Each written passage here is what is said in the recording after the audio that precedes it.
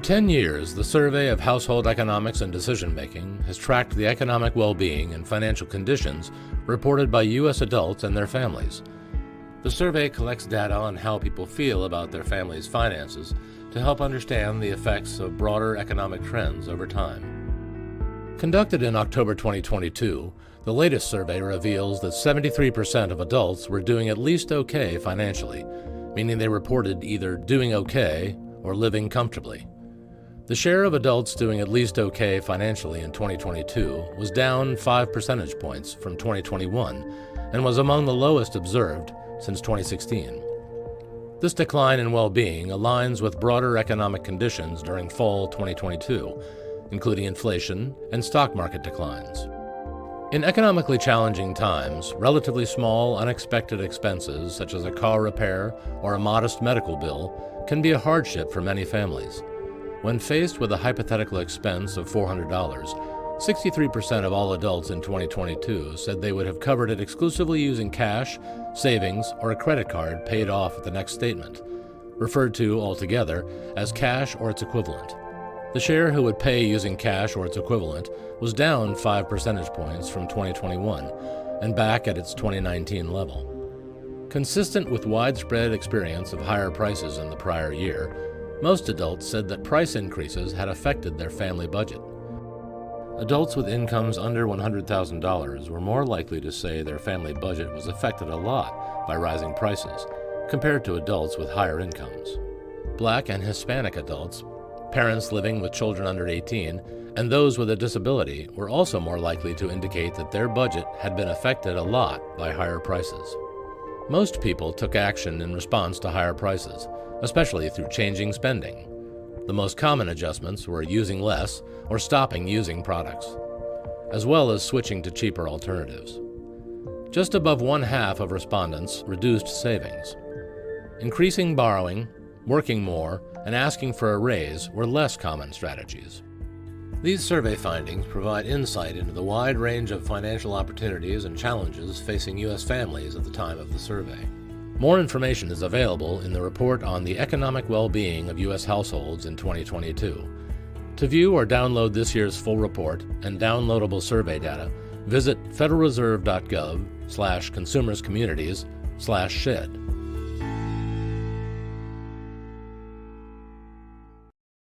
Having an issue with your bank? What? Did your credit card company close your account without warning? Did an online merchant refuse to send your purchase after they took your money? Know your rights as a consumer. Here's what you can do to file a complaint. As soon as you are aware of a problem, contact the customer service staff at your financial institution or merchant to make them aware of the issue. This is typically the fastest way to resolve your complaint. If that doesn't resolve the problem, you should reach out to the appropriate regulatory agency to file a complaint. The Federal Reserve Consumer Help Center experts and website can answer your questions about how to file a complaint against a bank or other institution. The FRCH website can also help you find the regulator for your financial institution. Depending on the type of institution you have a complaint against, the agency will differ. For complaints about federally insured state-chartered bank members of the Federal Reserve System, contact federalreserveconsumerhelp.gov. Specialists can direct you to the agency that regulates your institution, such as the Consumer Financial Protection Bureau, the Office of the Comptroller of the Currency, the Federal Deposit Insurance Corporation, the Federal Housing Finance Agency. The National Credit Union Administration would get complaints about credit unions. And for complaints about an online merchant, contact the Federal Trade Commission. The list of regulated entities these federal agencies oversee is also available at federalreserve.gov/consumercommunities/agency. For more information about how to file a consumer complaint, please visit the link in this post.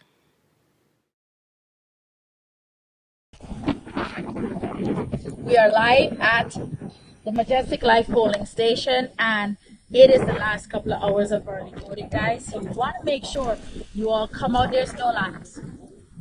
Your vote is your voice. Keep reminding you of this. Your vote is your voice. Come on out before 7 p.m. and ensure that you exercise your right to vote. It's really simple. If you're not sure, still come in and check. We just had 2 people who came in. They ended up getting registered. They couldn't vote today, but they ended up getting registered for the November election, which means you'll be able to vote August 20th in the primary, and then November in the big general election. So you're not even wasting your time if you come in today to figure out if you're registered to vote and you can't vote for Shannon Rose. It could be just an opportunity to ensure that you're on the roster when other big elections come up. So again, we're in Metro West. We are at Majestic Life Church. It is on Kirkman. For those in the Caribbean community, you know, Lara's is down the road. Caribbean Shack is right there on the corner. But there's another polling station also in Metro West. There's one at Curran, the fire station. So there's no reason not to vote. I think in this race, there's about 5 polling stations that you can get out to. Go to our page. I just posted it on my page. Go to Caribbean American Passport page. The polling stations are on here. But make sure you vote. All right? We're, of course, you guys know, we're Caribbean American Passport. Me, personally, I'm back in Shannon Rose. That's the person we're just excited to close off the last couple of days. But your vote is your voice. So whoever you feel that is important to you to get out and vote for, make sure you vote. Because these people work hard. People sacrificed a lot. Both of these candidates, make sure that if you like one of them, you come out and vote for them. That's the best I can offer right now. 2 of them registered today. They wouldn't let them vote. So had you ever voted before? Never. So you're Thank you though, but that's You're a great start. registered, so you're going to be able to vote in August and November. Yes. Thank you. We appreciate y'all. Show it off. Show it off. Let me see it again.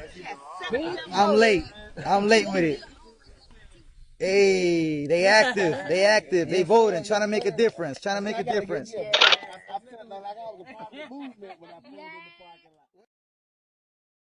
Hi, I'm Ali Braswell, and I'm here to talk with you about voting. The importance of voting is that everybody's voice counts.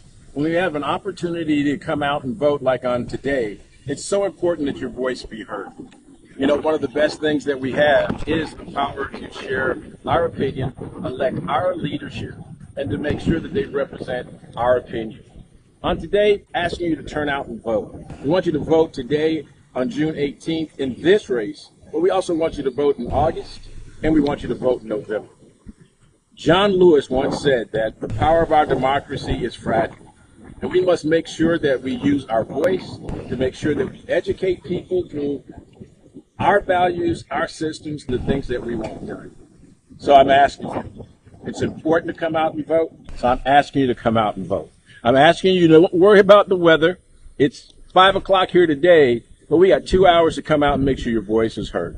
If it's raining, press through, press forward. Lean into helping to make the decision about the leader who runs this district and represents your voice. To all my veterans out there, I'm calling on you to come out and protect. We protected the right. Now let's come out and exercise the right. I encourage you to come out and vote. The votes are in, and Shannon Rose is the winner of the District 5 seat on the Orlando City Commission. She won 55% of the electorate, 45% to her opponent, Javaris McCurdy. This voting was between the early voting and the voting that happened today. Less than 2,000 of the 21,000 eligible voters cast their ballots. Shannon Rose now replaces suspended Commissioner Regina Hill. Take care. Thanks, man. Hey, I'm going to be in touch. Okay. And when you make that invitation, I'll be there. Okay. All right. So we're at the victory party for Shannon Rose. Now, my friend, I talked you into some stuff here.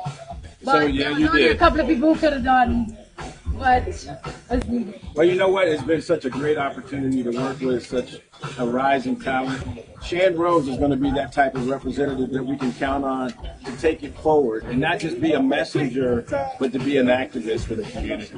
She truly is a champion for people. Just being able to talk with her, you know, when she first asked me, I told her I wasn't going to do this, but when I got a chance to talk with her and listen to her, she's genuine. When you talk about a single mom, a phoenix rising from the ashes, somebody making a difference by going out and getting involved in the community, there was no way that I could walk away from it. And you know what? We brought it home. And like she always says, it was a partnership. It was a team effort. We brought people together from across this community.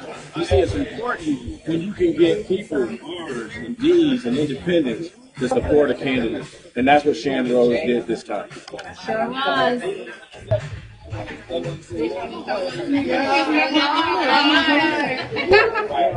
remember. It's shocking, but yes, it's true.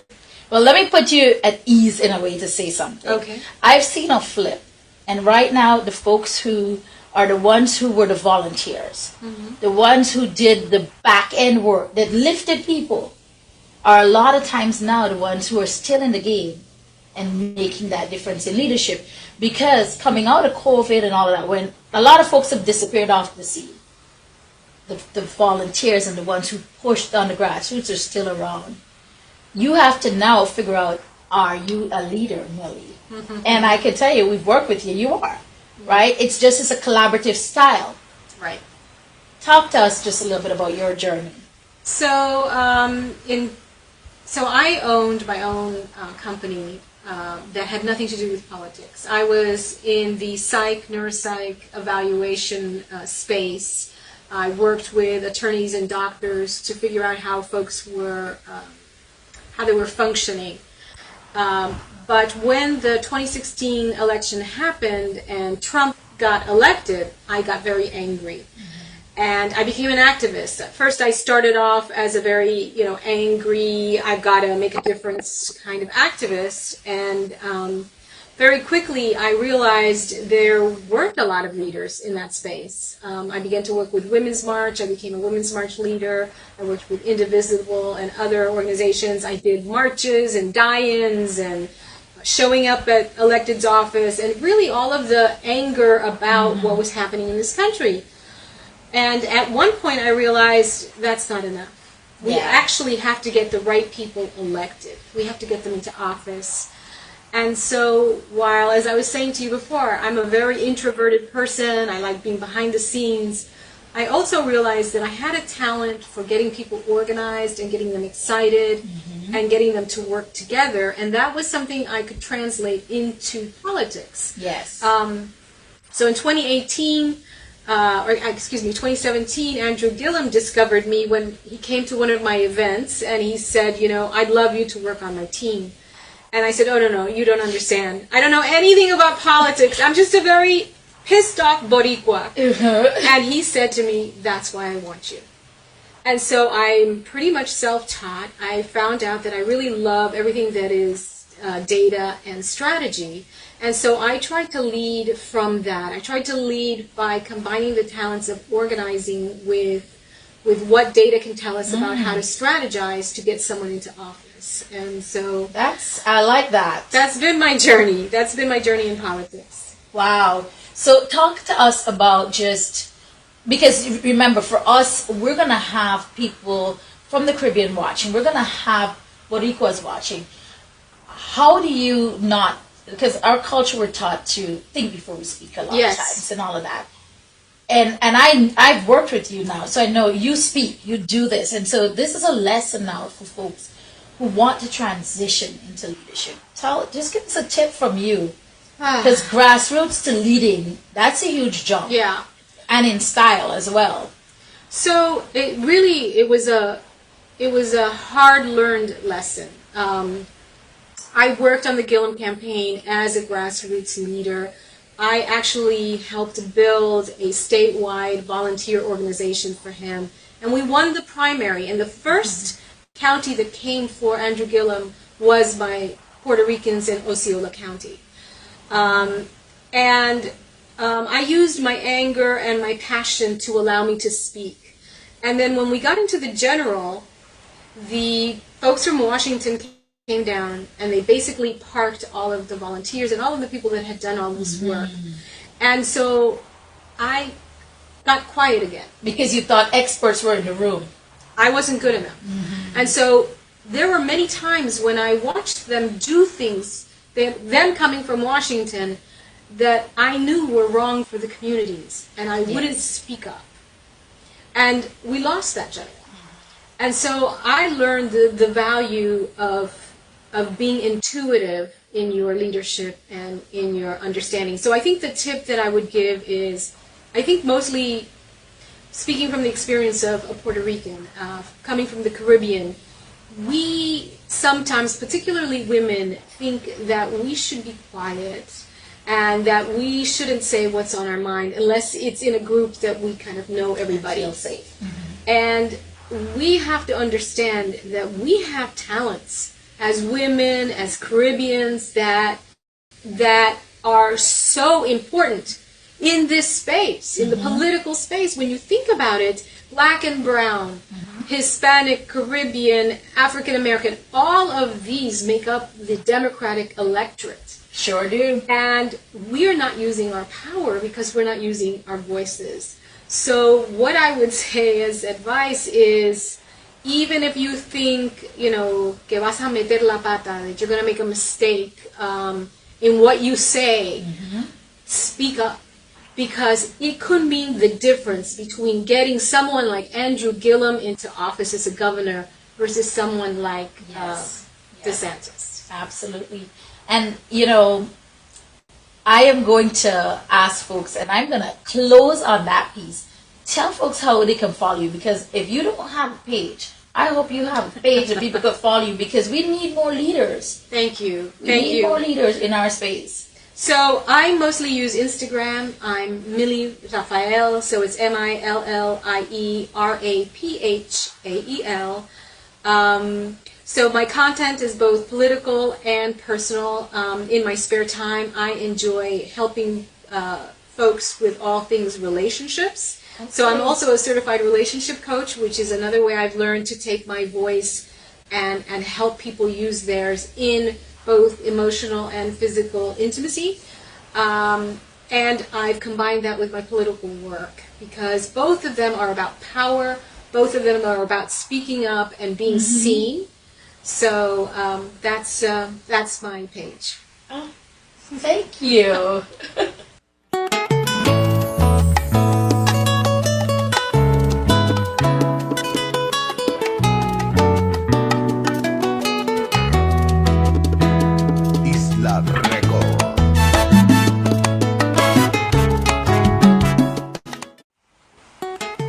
Hola, mi nombre es Millie Rafael. Estoy en Instagram como Millie Rafael, MILLIE, Rafael, RAPHAEL. Soy una boricua, soy muy orgullosa de ser boricua. Nací y criada acá en los Estados Unidos, pero toda mi familia allá en la isla. Sabe que después del huracán María, esos 7-10 días después fueron uno de los más difíciles de mi vida, y yo sé que era igual para todos los puertorriqueños viviendo acá en los Estados Unidos. Y la razón fue que realmente no sabíamos lo que estaba pasando en la isla, no teníamos comunicación, no sabíamos si nuestra familia estaba bien o heridos, o si había alguna dificultad. No teníamos cómo comunicarnos con nuestros seres queridos. Y eso fue una de las razones por cual yo decidí lanzarme como gerente de campañas de demócratas acá en los Estados Unidos. Yo estoy trabajando en este momento como gerente de la campaña de Stanley Campbell, que es demócrata. Y una de las razones por cual yo quise trabajar con el señor Campbell es por lo que él me contó, en el sentido de lo que él hizo después del huracán. Él fue a la isla, él tiene una compañía que trabaja con farmacias, y él sabía cuáles eran las farmacias que estaban funcionando y qué es lo que estaba pasando en la isla. Sabía que había algunas personas que no pudieron encontrar sus medicamentos, y él fue allá a ayudar. También una de las razones por cual yo trabajo con el señor Stanley Campbell es porque él me dijo que él quería trabajar para unir no solamente el afroamericano, porque él es un candidato afroamericano, pero también el latino. Él quería unirlos para poder mejorar el estado de la Florida. También él es militar. Mi papá fue borinqanier y yo sé la importancia de una familia militar y tener los soldados en el ejército acá en los Estados Unidos. Y fue por eso también que yo decidí trabajar con el señor Campbell.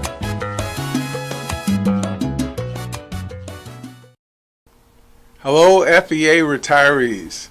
My name is Stanley Campbell, and I'm running for the United States Senate in the great state of Florida. So let me just give you a little bit about myself. I am actually from Florida, and I'm a product of FEA teachers. I was born and raised in Miami, and I went to school, the Orchard Villa Elementary School, Charles Drew Junior High, and then I was bused to Miami Beach, where I went to Ida Fisher and then Beach High. I can tell you the education system in Florida is absolutely excellent.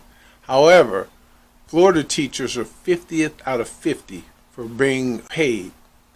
I was at the AFL-CIO conference and I met a woman, and she'd been working for 32 years. And she made somewhere around $62,000 a year. And that includes all of her bonuses and budgets. I can tell you that that is not the case where my kids were raised in Northern Virginia. And that's not the case in 49 other states. We've got to do better than that. So for me, I actually left Beach High and I went to college at Florida A&M University. And yes, I am a Rattler. So for all of you out there, I can assure you, we earned the AFL-CIO's endorsement. That's 80 questions that we responded with 38 pages plus an addendum. We spoke to the members and we answered the questions of 40 members. 36 voted for us and we got more than the 2/3 vote. But I can assure you, where we are right now, we're doing very well in this race, but we need a lot of help to win. The FEA has been important to me all of my life, and it is now more important than ever. I'm running for the United States Senate because the things that are done at the level of the Senate have to come down to Florida, because we cannot anticipate that a House that is veto-proof, a Senate that is veto-proof, and a governor that is just flat out crazy will actually deliver for you, for your students, and for us as a whole. So my name is Stanley Campbell. I am born, bred, educated, and professionalized in the state of Florida, and I need your help. So please go to StanleyForFlorida.com. That's StanleyForFlorida.com, and I'll see you in every one of the 67 counties in the state of Florida. So bye-bye. Hi, this is Stanley Campbell coming from the International Brotherhood of Electrical Workers. We just had a meeting in there, and I can tell you they're fired up about this campaign. We got the AFL-CIO endorsement. This is a very powerful thing in the state of Florida, and electrical unions are the heart of that endorsement. Thank you. Looking forward to seeing you on the campaign trail.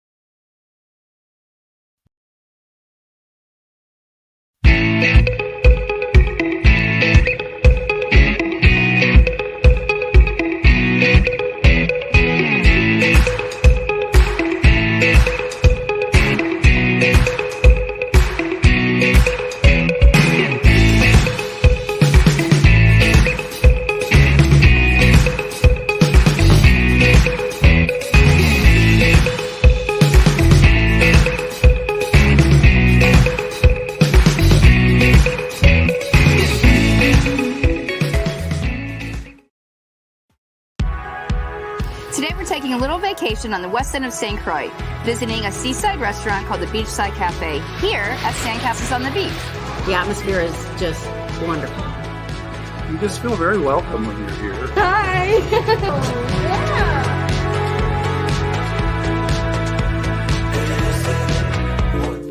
I'd like to introduce Chris and Ted, who are the owners of Beachside Cafe and also Sandcastles on the Beach.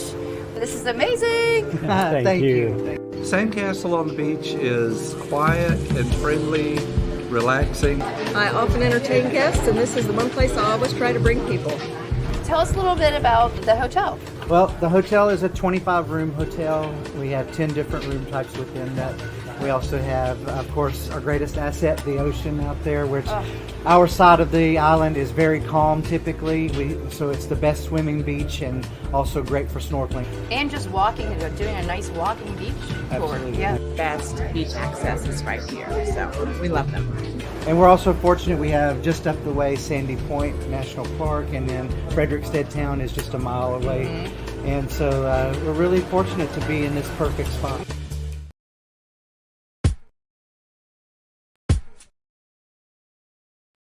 I used to watch BET, MTV, VH1, now I watch Tempo. Soca, Calypso, Reggae Dancehall. Don't stall, better get tuned in to the tempo.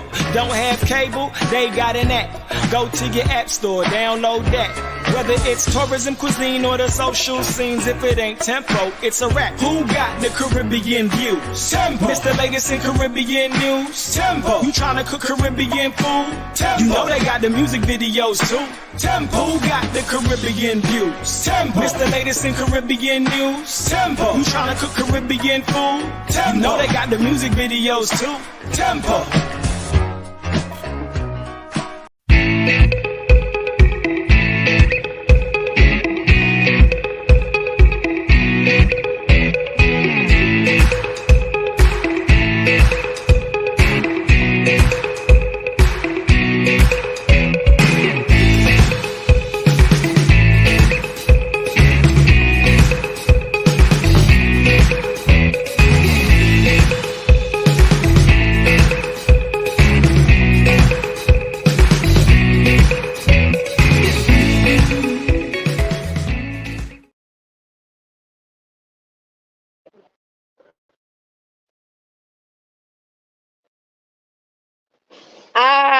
I'm live. Listen, for what we did to get me live, guys, I can't even explain it. But we're live in Las Olas, guys. I'm going to turn around so you see the craziness of my life. All right.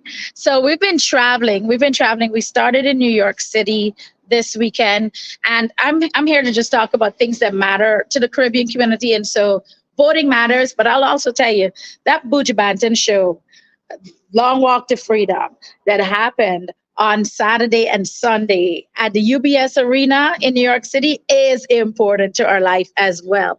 And so I'm excited that I was able to experience that. I made sure I was in New York City for it. And let me tell you all, when that show was announced and pre-registration started, I got on with my friends in the community, and we made sure we bought those tickets. We made sure we bought our tickets to get to New York City. We made sure that we were able to get, seats together. We collaborated to make that happen. And let me tell you, Buju did not disappoint, and we did not disappoint him, because it was historic. In 1 hour, 18,000 seats were sold out, and they had to add a second show.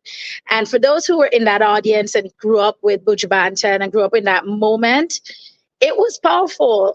We have grown up, and we have, not that we have arrived, but economically we have arrived. And so I want to explain why I brought that up. For us as Caribbean people, the efforts we go to for things that we want to do, tremendous.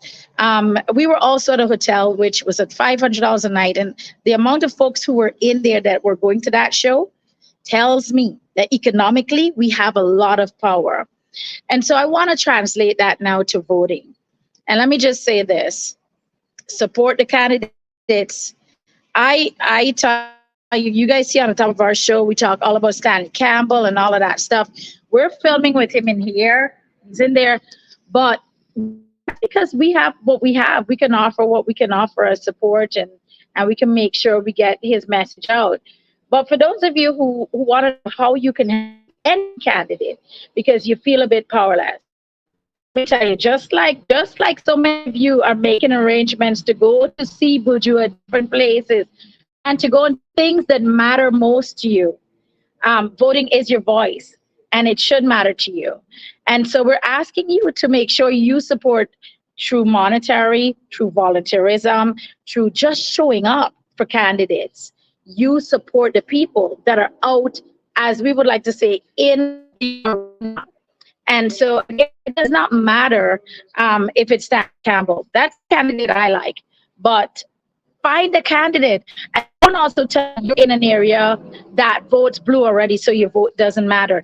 Then get in that area and support those candidates, either with phone banking, which is very real and very needed, or texting, very real again, very needed, or actually support them with some funds. That's also very valid and that you can do. Are you my guest? Yes. Yes. So listen, and that's just perfectly timed. God is good. I am here, and we're in we're at La Costa, and let me tell you, this guy has radio shows. Yes. And one of the things that he reached out and said is, I want to help this candidate. I want to support. Yeah, absolutely. And it was just we were just talking about people just do whatever you can for whichever candidate you want. Yes. I don't care if it's Democrat. I don't care if it's Republican. These people are putting themselves out, and you need to support. Find an issue though. Investigate the candidates. Yes, I think you should, right? Investigate the candidates and make sure you find something that resonates with your why. Okay. But then your vote becomes your voice. Mm-hmm. And there is no reason that we can't say we can't financially support the ones that we do, or support them with time and talent. These folks get into these races and they're overwhelmed. Oh, yeah. Yes. Overwhelmed. We have to play a part. Yes. We do. So tell us a little bit about where we can find you and what you're going to be doing. Well, I'm with WABS Radio, BSN Radio Gospel Ministry. And Senator and his wife stopped by our church in the past, and I could see the presence of God with them. When the presence of God is with someone, you need to tell others. I believe they are prepared to make this country what it should be. Yeah. And that's why I'm ready to support in whatever way I can. I'm ready to say it on the air. I'm ready to say it individually, collectively, whichever way I need to say it, I will. You said to me, I don't need champagne. I drink coffee, and I will get on the road. And I heard you. Yes. I absolutely start already telling others. I was in Miami Garden just now, and I started to tell others about make sure we get out and vote. Yes. And especially go our candidate, Stanley Campbell. Make sure you tell your friends, your family. Let's go and make sure we get him in. Because if you do so, this country are going to be in the right move. And that's what we need to do. I love it. And we're going to close on a reminder of something. There are hobnobs all across this state. Find a hobnob close to you and attend it. Here's why. You could go from table to table and meet every single candidate. Find out what their issues are and talk to them about what you want. The only way they know about supporting something is when the people talk to them about it. Now, the other thing is this. When they go up to make their 2-minute speech, you will hear what is most important to them. Mm-hmm. But candidates always listen to their constituents, and then they present what the people want. The only way they will know what you want is if you... The other thing is, at the hobnob, you get to do a mock vote. It's important to do a mock vote because then it takes that pressure off of voting is scary. It is not. Try to do the mock vote at the hobnob. Get comfortable with voting. Take your kids, take your families, take your friends. Go to the hobnobs. Ask folks about the amendments. Nobody's as smart as those amendments make it seem. All we're all afraid of those amendments, even the smartest of my friends. But when you go out and you normalize doing it, you'll understand everyone's in the same boat, everyone's confused. Even those candidates are like, help me, help me. And so that's kind of what we wanted to say today. Absolutely. And one last thing, if it's that's the last thing, make sure you get registered. Tell a friend about get registered. Check it out. Make sure we are on the right track. I am right now.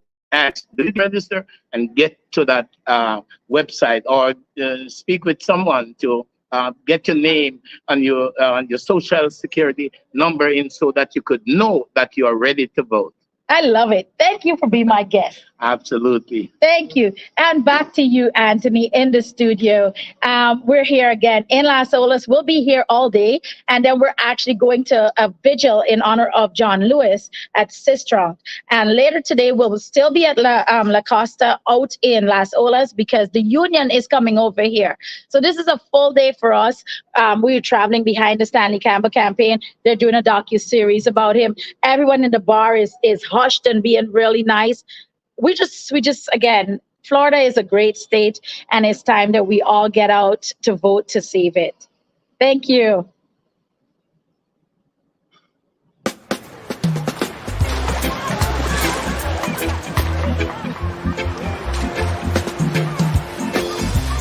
So nice, so nice. So nice, so nice. Virgin Islands nice. So nice. Give me more. We about to blow. Give me more. Give me more. We got one life, so we not gon' waste it. Live a large life, the rich and the famous. So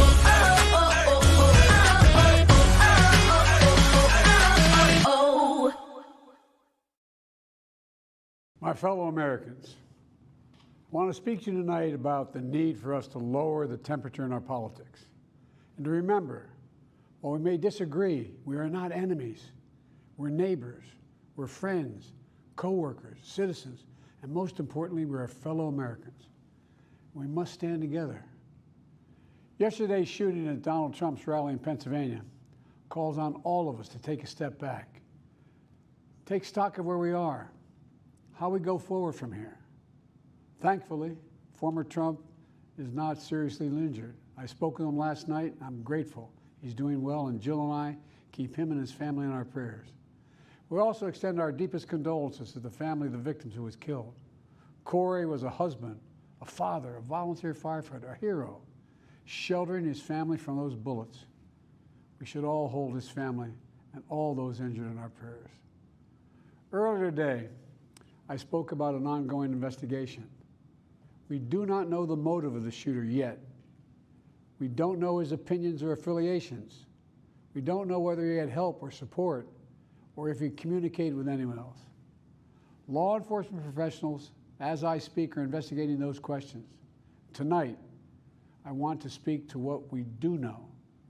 A former president was shot, an American citizen killed, while simply exercising his freedom to support the candidate of his choosing. We cannot, we must not go down this road in America. We've traveled before throughout our history. Violence has never been the answer, whether it's with members of Congress of both parties being targeted and shot, or a violent mob attacking the Capitol on January 6th, or a brutal attack on the spouse of former Speaker of the House, Nancy Pelosi, or information and intimidation on election officials, or the kidnapping plot against the sitting governor, or an attempted assassination on Donald Trump. There is no place in America for this kind of violence, or for any violence ever. Period. No exceptions. We can't allow this violence to be normalized. You know, the political record in this country has gotten very heated. It's time to cool it down. We all have a responsibility to do that. Yes, we have deeply felt strong disagreements. The stakes in this election are enormously high. I've said it many times. that the choice in the selection we make in this election is going to shape the future of America and the world for decades to come. I believe that with all my soul. I know that millions of my fellow Americans believe it as well. And some have a different view as to the direction our country should take. Disagreement is inevitable in American democracy. It's part of human nature. But politics must never be a literal battlefield, and God forbid, a killing field. I believe politics ought to be an arena for peaceful debate, to pursue justice, to make decisions guided by the Declaration of Independence and our Constitution. We stand for an America, not of extremism and fury, but of decency and grace. All of us now face the time of testing as the election approaches. And the higher the stakes, the more fervent the passions become.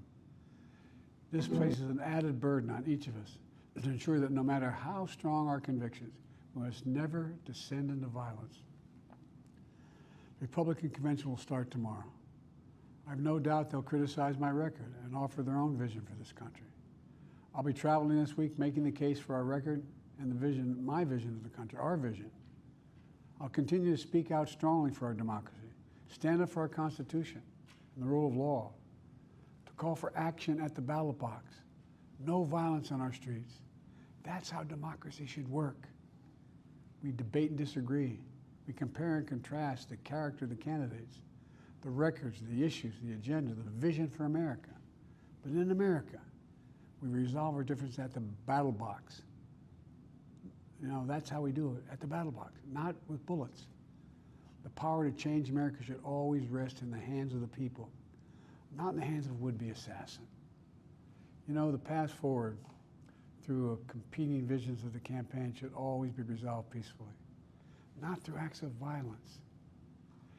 You know, we're blessed to live in the greatest country on earth, and I believe that with every soul, every power of my being. So tonight, I'm asking every American to recommit, to make America, think about it. What's made America so special? Here in America, everyone must be treated with dignity and respect, and hate must have no safe harbor. Here in America, we need to get out of our silos, where we only listen to those with whom we agree, where misinformation is rampant, where foreign actors fan the flames of our division to shape the outcomes consistent with their interests, not ours. Let's remember, here in America, while unity is the most elusive of all goals right now, nothing is more important for us now than standing together. We can do this. You know, from the beginning, our founders understood the power of passion.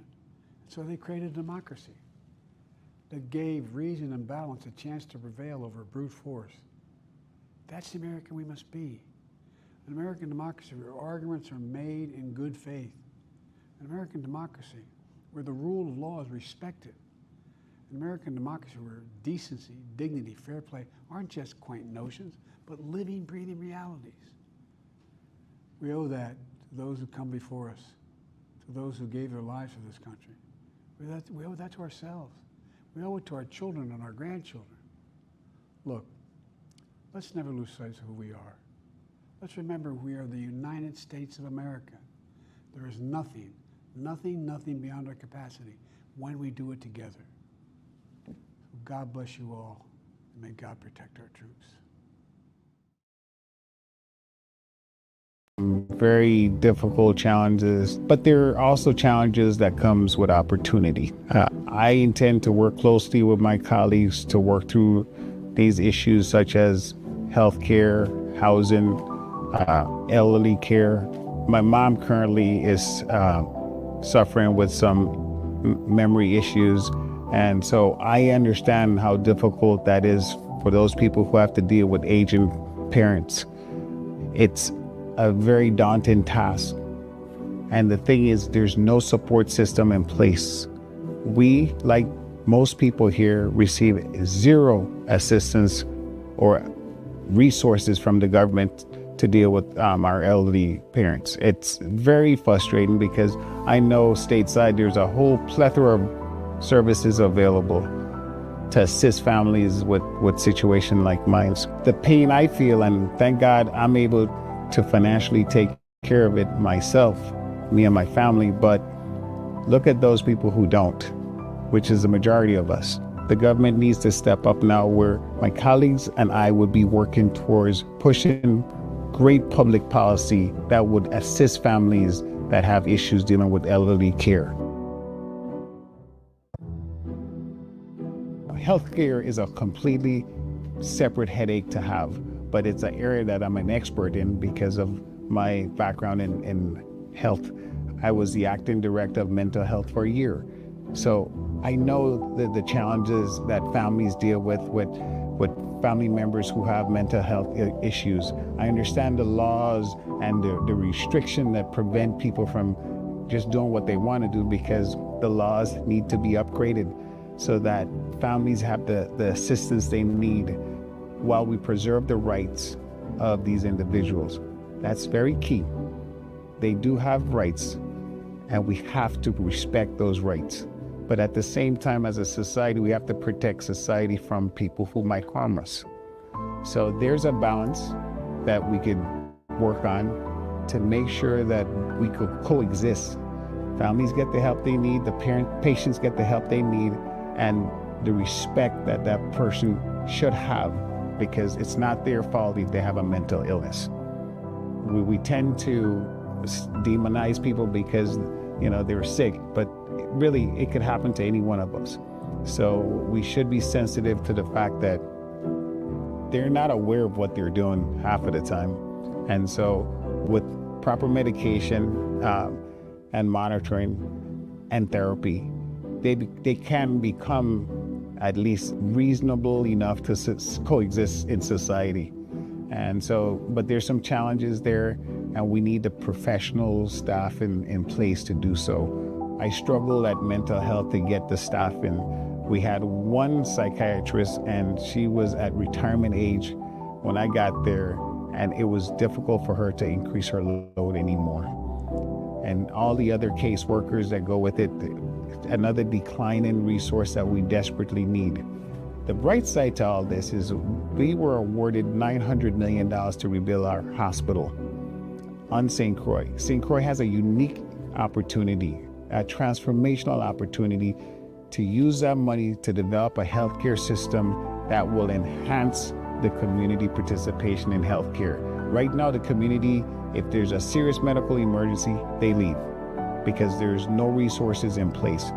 But with this money, almost $1 billion that's available to us, we will be able to plan a comprehensive healthcare system so that we have a functional hospital, we have a healthcare system with the Department of Health that supports the hospital, and the Frederiksted Healthcare Centers could also support it.